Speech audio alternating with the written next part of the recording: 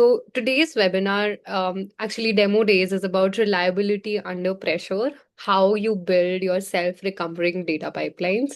It's a very interesting topic, very close to our hearts as well here at Hevo.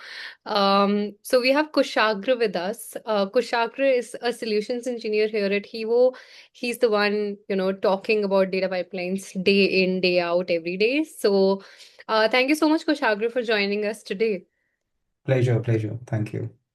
Quickly run through what it means to really break the data pipelines, what really breaks the data pipelines, basically, what makes our data pipelines truly reliable.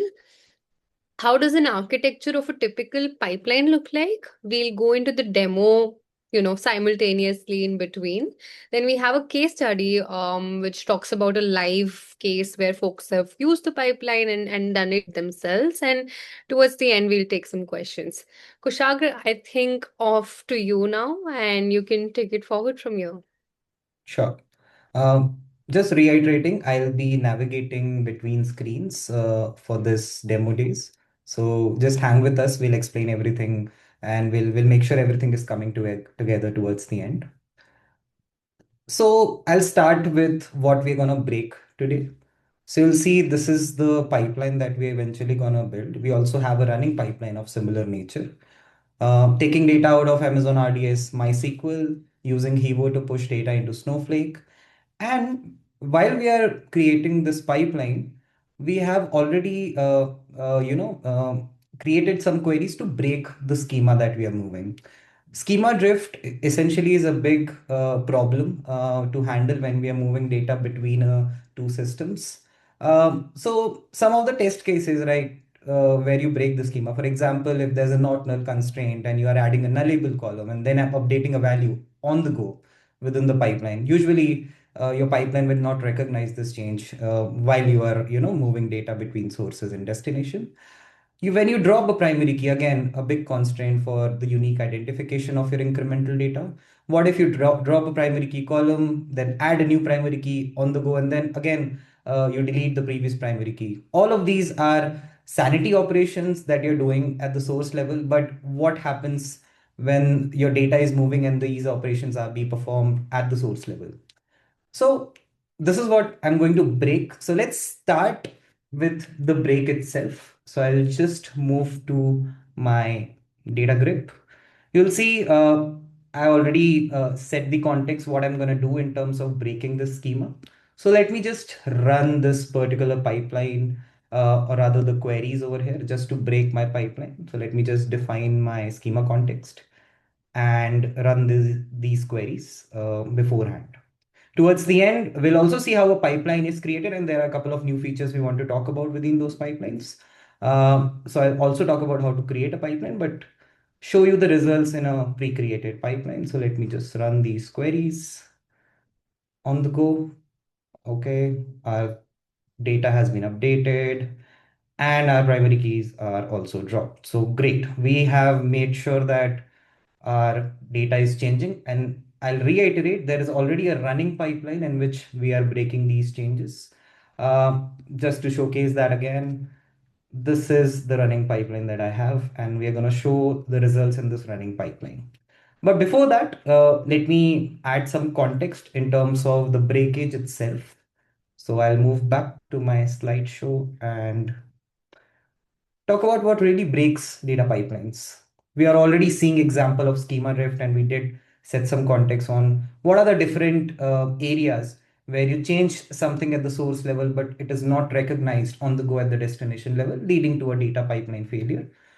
There are also corrupted records, data type mismatches, some constraint at the destination level. Specifically, let's say example of Snowflake, it requires the data to be in a meaningful uppercase format, right? It's case sensitive that way. So if that is not being followed, your records eventually get corrupted.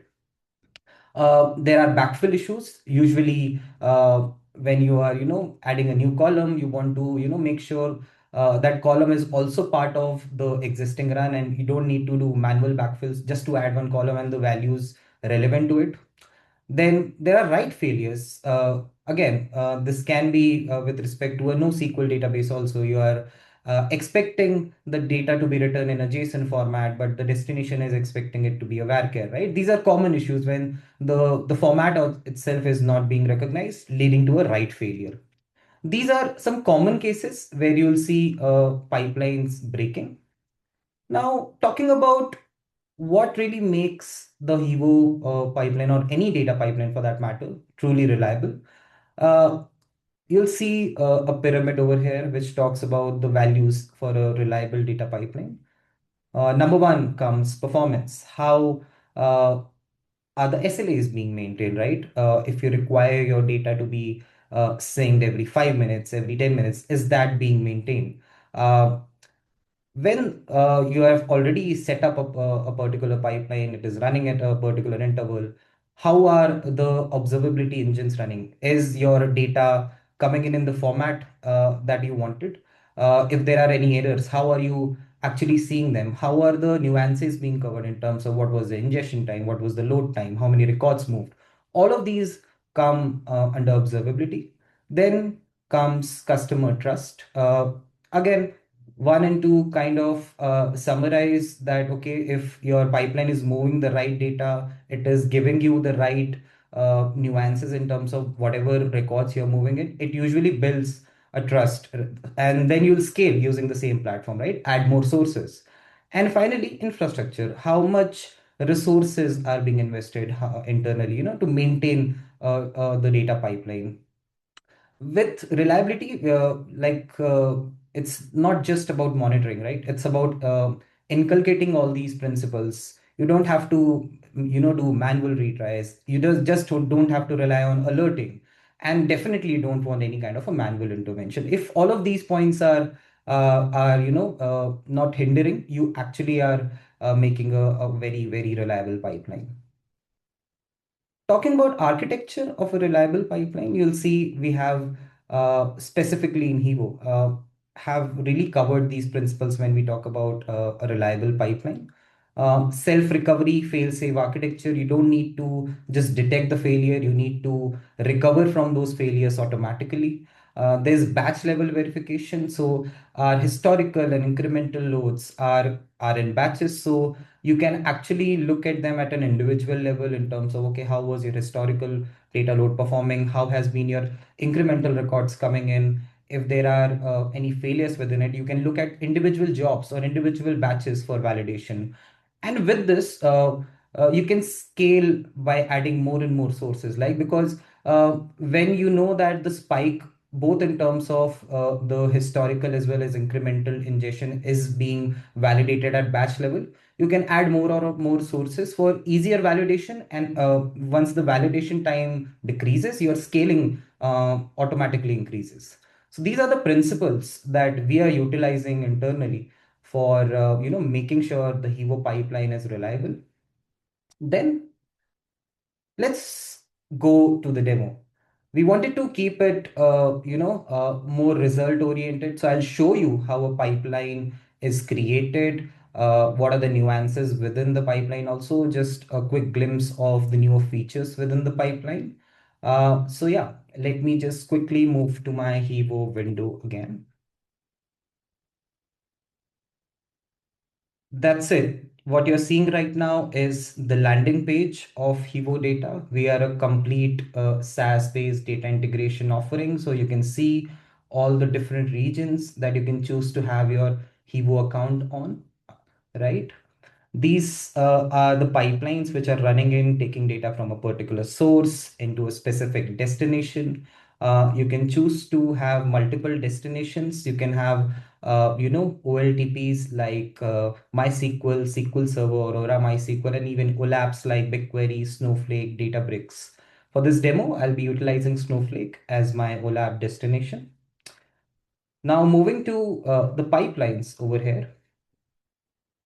The pipeline creation process is rather very simple. If I just click on this create pipeline button, I'm redirected to this directory, which has about 150 plus native connectors segregated across different verticals based again on the nature of their usage. So you have database and file systems where we have all the OLTPs like Postgre, MySQL, SQL Server, Oracle, and even NoSQL databases like Mongo, DynamoDB. File systems also exist in form of Google Sheets. We have S3, we have Drive, right? So you can choose to have select any of these sources. Similarly, engineering and analytics based sources where we have SDKs, REST based applications to be pulled in, finance and accounting based sources where we have Stripe, Braintree payments, so on and so forth. Marketing where all the ad based sources exist, product analytics. So as you go along, search for your relevant source within the directory. You can just go on, select that particular source, and create your pipeline further. So I'll select my source, which is going to be MySQL. I'll use my RDS hyperscaler, and I'll choose my Snowflake destination. Now, as I select my source and destination, I'm being asked by Hevo again, hey, what is your pipeline mode? Pipeline mode, again, is the nature of how we ingest our data. With any database source, our recommended method is using the transaction log. So in case of MySQL, it will be bin log. We capture all inserts, updates, and deletes. Now, in case you do not want to expose logs, there are two more methods, which is table and custom SQL, wherein you can point out to the specific table that you want to capture data, or maybe route a specific query through which you want to capture your data, right? So uh, depending on your feasibility, you can select a particular mode. I'll go with bin log. And as I select my source and my pipeline mode, I'm redirected to this source configuration page. You'll see towards the right hand side of this page all the necessary prerequisites, the step-by-step approach of how you can actually set up your source fully for it to give you the right data. All the necessary prerequisites are mentioned over here, and this is very empowering. So if you have the right resources, even a non-tech user can go on and connect his source and build his or her pipeline. So always very useful, and it's not just for MySQL. For any source in Hevo, you'll have this starter guide available to you. I'll just name my source over here, copy my host name, give my username and password. Again, very simple steps of how you actually access your source.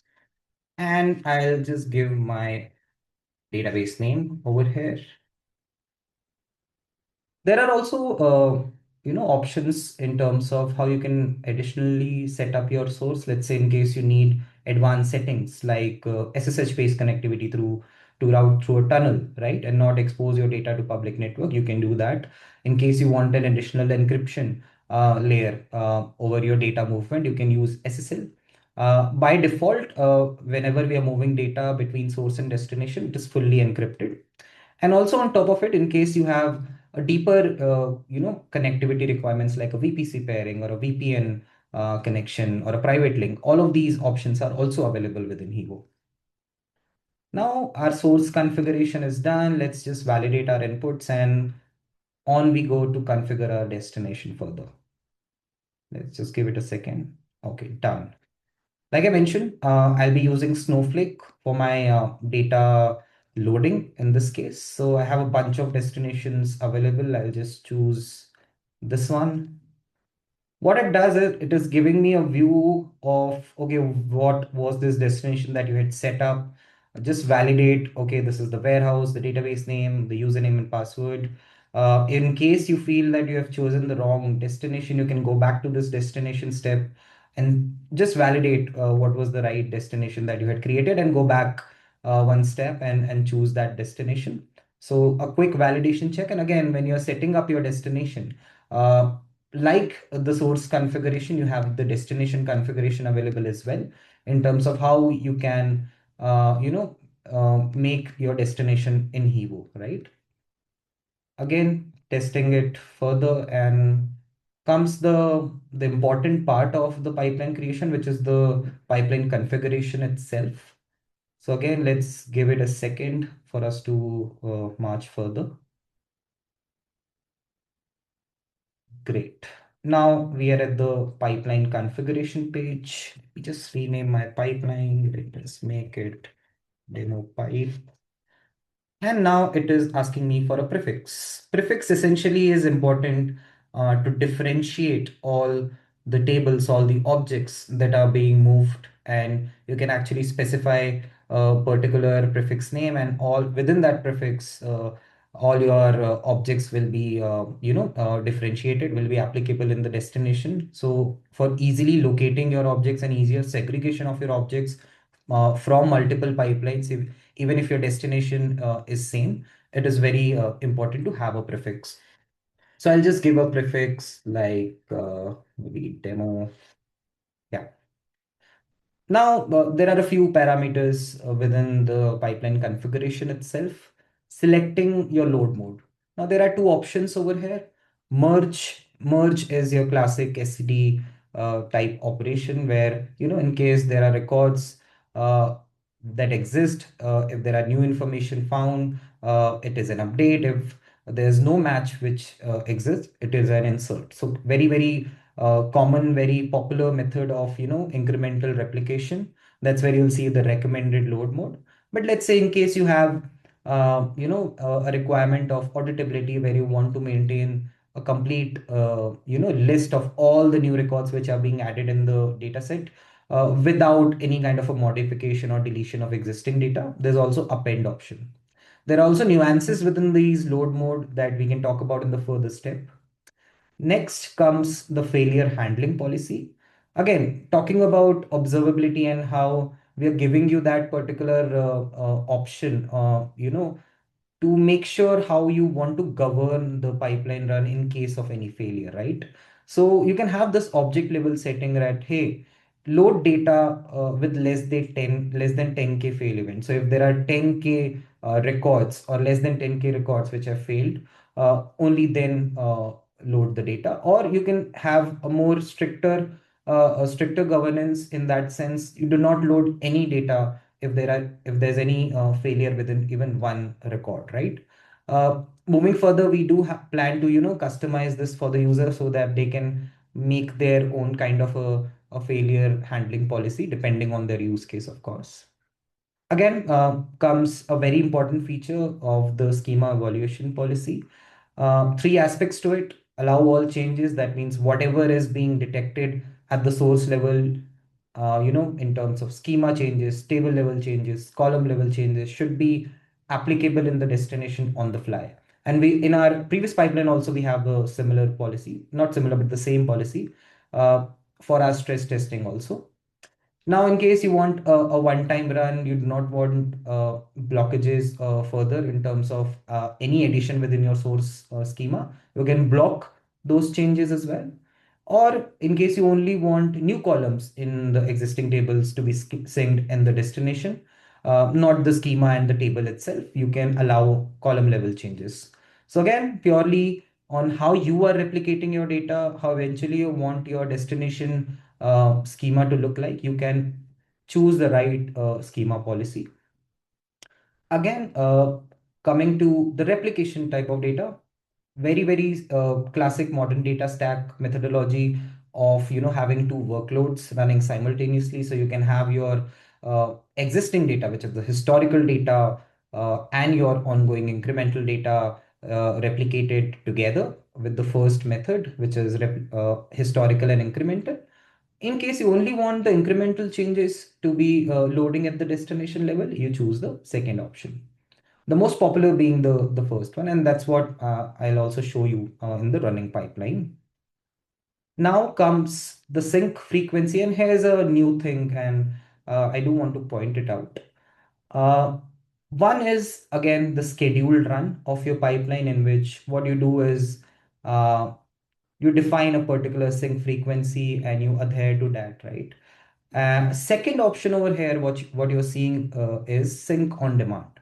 Now, in case you want a particular trigger to be running only, based on a specific requirement, right? Maybe there's a urgent ad hoc report for which you just want this pipeline to be running only at that time interval. Uh, in that case, you can use the sync on demand feature. Basically, this allows you to trigger the Hevo pipeline using or external orchestration like Airflow. So you can have all the necessary details added to that API and just trigger the DAG to run this pipeline. So that's a new feature which has come, and definitely we'll be talking more about this feature in the upcoming webinars. But just a quick glimpse into uh, not just the scheduled run, but also the on-demand run, which is there in Hevo now. Again, we talked about schedule run, and this is going to be a schedule run, but normally we do like every 30 minutes or hourly syncs. But you can see now with the advancement in our connectors and how our product is progressing, we are focusing also more on how fast we can achieve the sync time, and increase our users focus on the analytics further. So you can see there's also every 5 minutes, 10 minutes, and 15 minutes sync available uh, for our enterprise database specific connectors. So you can choose to sync now every 5 minutes also your data between source and destination. I'll be using every 5 minutes for now. Again, lastly, there's pipeline latency. Latency purely means the difference between your data ingesting from the source and loading in the destination. This is also an important SLA, especially in mission critical projects where governance becomes really important for the entire delivery. So you can have your alerts specified for the latency SLA if not met. So for example, if I just put 3 over here, if my pipeline latency crosses 3 minutes, I'll be notified and I can have necessary actions, created on the pipeline. Maybe I can change my sync time on the go. All of these steps can be taken once I'm getting these alerts. I'll just turn this toggle off. So yeah, this was all about how you can configure your pipeline. A lot of customizations available so that a lot of time is saved when you're, creating your pipeline. Continuing further, we have the penultimate step, which is configuring the objects. I'll select all my objects which I want to load. Now, a very important point about load mode, like I mentioned, there are nuances within it. For example, there are probably out of 10 objects, there are 2 objects in which you probably want the auditability, you want to maintain the list of all the records. So you can actually go at the object level and change the load mode from merge to append, right? This option is fairly important. Maybe there may be edge cases that you want to, change the load mode for, depending again on use case. So that is also possible. And you can all see what are the fields available in case you don't want a particular field to be, moving forward with. You can also disable the field setting from this. You can always see what was the primary key, and you can change, like I mentioned, field configuration using this option. Final step is just reviewing all the details that we just did, right from source to destination to pipeline and object, and we'll just save the pipeline. Now this pipeline will initialize and start the historical load. Meanwhile, let's move and see the pre-created pipeline and how's the result. So we did it about 2 runs back. So you can see 3 updates are already there, which were in the non-nullable column. And we also had dropped a primary key. We'll just re-verify the column, drop primary key again, go back to my objects. If that object has run well, let me check that.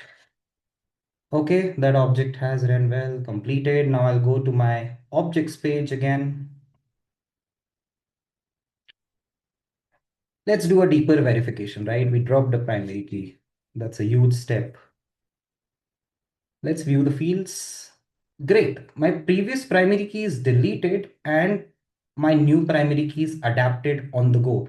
Mind it, I have this pipeline was running, and the jobs which are following further in the pipeline are witness that this was a running pipeline. So you can see as per my query, my new primary key is created and my previous is dropped or deleted. Uh, our pipeline didn't break, and this comes as a major schema drift test case, right? And it can happen during a very heavy migration use case, or even in cases where a lot of changes at the report level are being navigated from the source schema itself, which hinders the entire pipeline, then the transformation followed by it. So yeah, very important use case for that matter. And you actually are seeing how a pipeline is self-recovering from this. We are not doing anything. The engine is smart enough to recognize these test cases and recover itself. So our three objects were also inserted, as I can see in my incremental run. Let us talk more about how a running pipeline looks like. So you'll see job history over here. The first job being the historical job. You can see historical over here. All the objects, what were the ingestion count, loading count. You can also look at a granular level of what was the duration of each operation when the historical job ran. Then, while this is running, you can also look at your incremental job. Like this is the job which I ran for, making sure my new data is also coming in. So you can see the nullable column was introduced with new data. You can see the new data as incremental load, which has happened for my pipeline. And you can see this job as incremental job visible over here. The overall field looks the same, but you can differentiate it by job ID, and you can also download specific session logs for individual jobs which are running at your pipeline, the running pipeline. And you can always edit, go back to what you want to change, look at these changes, and just go on the next operations to make any changes. You can also look at the pipeline setup over here and edit source destination pipeline level changes. You can view all your objects over here. This is the step where I utilized my drop primary key operation just to validate whatever happened and is my object recovered and is running. And finally, you can see activity log. Now, a very important point over here is the log is very important when you're collaborating with your team and you're governing your pipeline. Let's say you are a manager and you have a bunch of engineers who are collaborating. You would want to see their activity and what has happened and who has done a particular activity, right? For example, you can see there was a schema change detected when we ran that query in our running pipeline that, hey, he would detected this change in the nullable column field, or he would detected that, hey, your primary key was dropped. So all of these changes are detected within the logs, which can be further, integrated with your CloudWatch, right? And you can have even a different report created out of it once you connect your data in an external tool. Download those logs data and have a separate presentation or report on how the governance of the pipeline itself is, right? Now, this was all about the pipeline creation, how actually our pipeline self-recovered from a change. Just to add a few more points, because we are talking about recovery of pipelines and observability. As I click on my profile over here, you'll see there's also alerts option, right? In the alerts option, we are not just looking at a high level, but we are actually moving a lot more granular when it comes to the alerts that we are giving. So connectivity, job failures, any webhook fail, any load fail, any source side event fail, right? Any data spike. This was at the source level. Similarly, at the destination level, when you are creating SQL models, all your logger activity, what is the usage of the events that you are moving within Hevo? Granular alerts are available, and these are not just at the dashboard level. You can have integrated with your email, Slack, again makes for a better collaboration. If there are errors which are required to be discussed, you will always have the context with these alerts, right? This was all about how we simply can create a pipeline glimpse into new features, how a pipeline is self-recovered from schema drift changes. You can just post all your questions in the Q&A. I'll meanwhile move to the case study. Now we have ThoughtSpot, again, a leading analytics platform, which actually utilized Hevo for our reliability and cost savings. Let's have a look at their use case. The modern data stack journey, a very classic journey, all the different and enterprise customers are taking, always start with the on-premise server and the tools within it. So they also were using Informatica and Alteryx, classic ETL use case. The challenges was were about the scalability as they were adding new sources, right? And a lot of a knowledge curve which was very high for actually adopting these tools and spreading the word internally within the team. Then came the technical shift with the advent of cloud-based technology, a combination of SaaS and PaaS. You'll see they adopted Snowflake, dbt for transformation, and then they had still a ETL mindset or ETL adoption from Informatica Alteryx to Matillion makes it a very general transformation over there, or rather transition over there. So they moved to this particular phase. But the problem over here was, again, the maintenance of the pipelines itself, a lot of error handlings, because with the new phase, they also added a bit more in their stack with dbt and Snowflake. So the ETL pipelines maintenance was very difficult. The last phase was again the proper modern stack adoption with the ELT mindset with Hevo, Snowflake, and dbt. We also have dbt core integrated. We have native Snowflake, destination available. So makes it a fair case for them to just build their pipelines, and that's what they did, and also orchestrated their dbt core model. So what it did for them was, firstly, the cost went really down. The resource cost particularly, because uh, they didn't require that much in engineering bandwidth, and because of the reliable nature of Hevo and the values that we have built the platform with, the pipelines were reliable, and with that resulted in a scalable stack. That means they added more and more sources, and that's what we'll see over here. So they started with the OLTPs with the RDS Postgres, but as they saw a result with their major DB connector, you'll see they added a lot of SaaS connectors also with the ticketing system like Intercom, webhook-based integration, their project management tools like Jira. All of these we have a native connector for. They had multiple pipelines running in as per their required schedules with Hevo putting data in Snowflake, and dbt again was used for the transformation further. So this was the stack, very easily adapted and scaled with Hevo.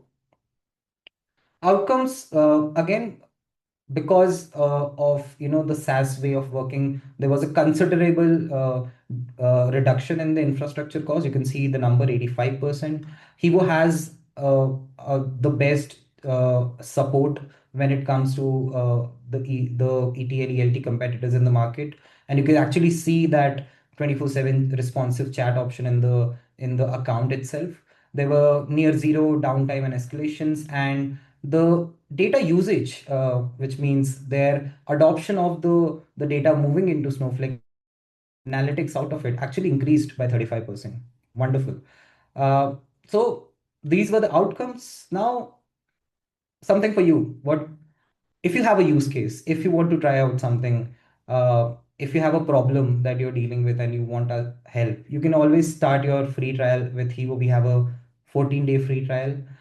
In case you want to have a better understanding of how you want to solve your use case, you can book a personalized demo, and our recording and resources are always available.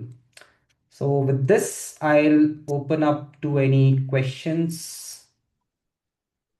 Thank you so much, Kushagra, for stress testing the pipelines. I think we have a couple of questions in the chat. So we'll go one by one.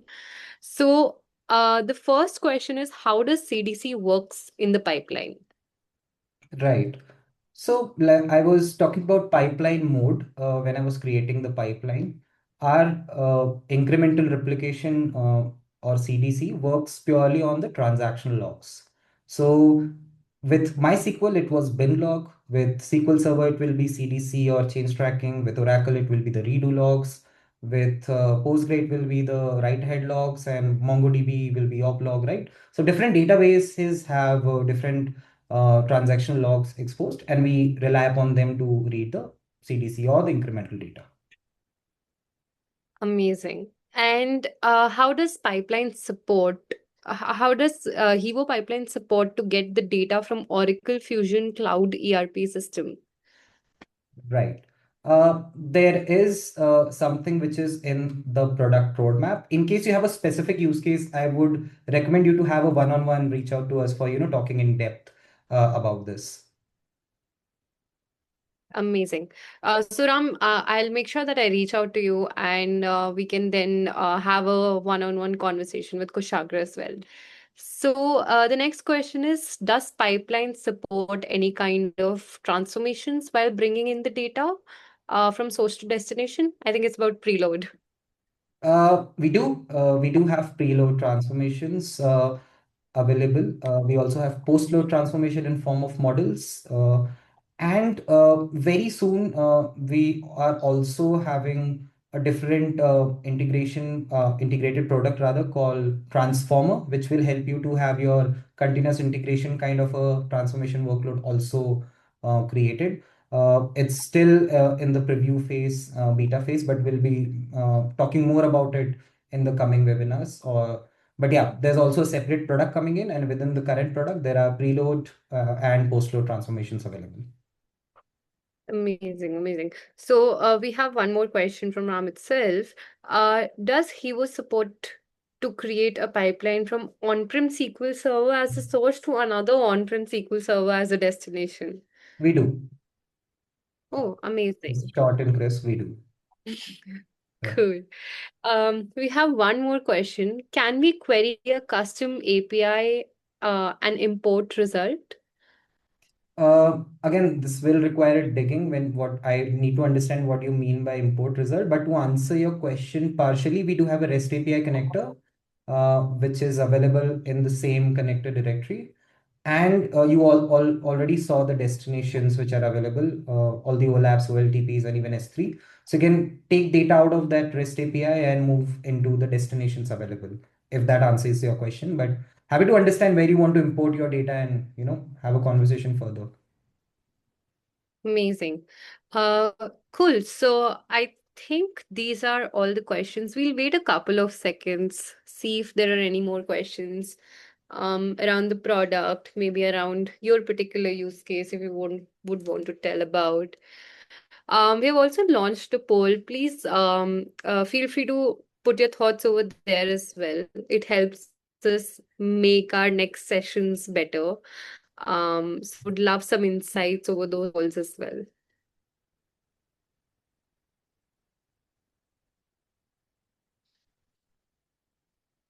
Awesome. I think we are good to go. Thank you so much, Kushagra. Thank you so much, everybody who attended. We definitely do have some gated resources for attendees to come, for attendees who have come to the demo days, and whoever had like a query which was more personal, we'll reach out and we'll make sure that we have a quick conversation. Oh, there's one more.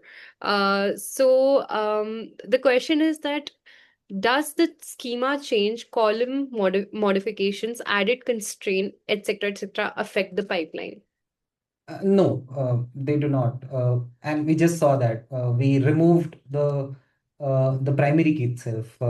We added values in a not null constraint column, right? All of these are schema drift and column level modifications. Our pipeline was absolutely fine. So short answer, no. But if you are Awesome. facing this problem in your current setup, please do reach out. Happy to have a conversation on that problem statement. Yeah, I think interestingly enough, we also see a lot of folks who have switched from different vendors and whatnot come with this particular query that schema is becoming a headache for them. So that's something that we've seen in past and we've solved it for the customers beforehand. So we have one more question. Does Hevo support bidirectional replication? I can only answer this question if you tell me what are the directions, as in the source and destination. Uh, but Yeah, there's I think something called yeah. yeah. No, no, go ahead, Radhika. So I think there is more on the lines of reverse ETL if I'm not wrong. I So yeah, I was also assuming referring. that we'll answer the question. Yeah.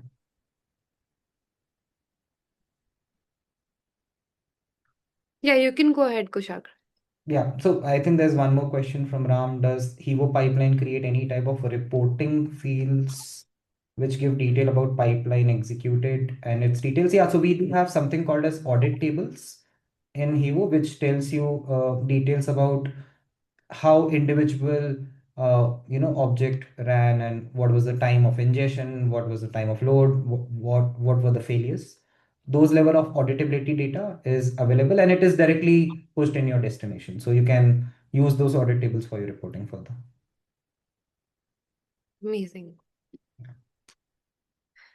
Um, on the bidirectional question, we'll definitely try to get back to the person who has asked the question, Yeah, and then we can have a deeper conversation there. sure. Awesome. I think we are good to go. We are right about on time. Thank you so much for everybody who joined in. We will make sure to do separate reach outs ASAP to the folks who had some questions and who had queries that could be answered offline. We'll make sure that we keep on doing such demo days to showcase features and use cases as well. Thank you so much, Kushagra, for joining in. Thank you. Um, uh, Thanks, everybody.